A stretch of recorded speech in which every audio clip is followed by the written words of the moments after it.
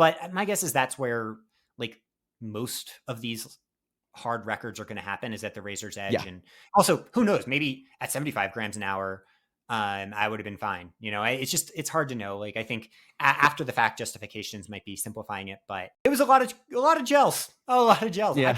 I'm going to not look at a gel for another month or two, probably. Yeah, no, I can imagine. Like, well, when you posted the numbers, I started just, running the math a little bit on with myself or with the kind of like what you did and the stuff that you put out there. And it's like, if you're hitting high zone 2 and then flirting into zone 3 occasionally, for someone with your workload, you're putting out probably close to 1,000 calories per hour from a metabolic standpoint, maybe a little less than that. Definitely. But Yeah. like, I mean, there's probably hours where you are hitting 1,000.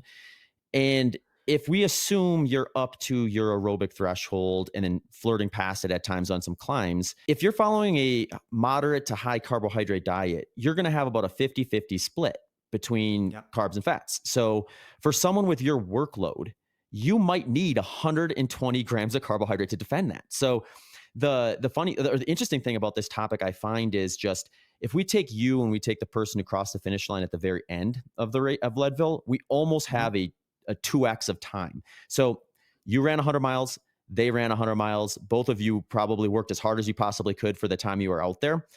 And you minus the extra just like non-running related time, or I shouldn't say non-running related, but the additional time that they're just gonna have other metabolic processes add to their metabolism. Yeah. We can just like roughly say like you're almost 2xing their workload.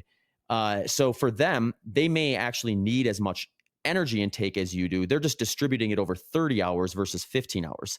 So then there may Yeah. be 50, 60 grams per hour. So when you look at it and those are the two extremes, obviously, but when you're looking at it from a workload standpoint, if you can pinpoint your ratios of fats to carbohydrates at that intensity, the fueling picture starts to make a little bit more sense in terms of what's going to be required. So I do think, like, given the way that you've described what you're doing, like that was probably a risk worth taking if your goal was to break Matt Carpenter's record. And then, you got to roll the dice to some degree at that point. Best description ever. You are so smart, Zach. Like, exact same rationale, like, no, same numbers almost to a T that Megan and I used as we approached this.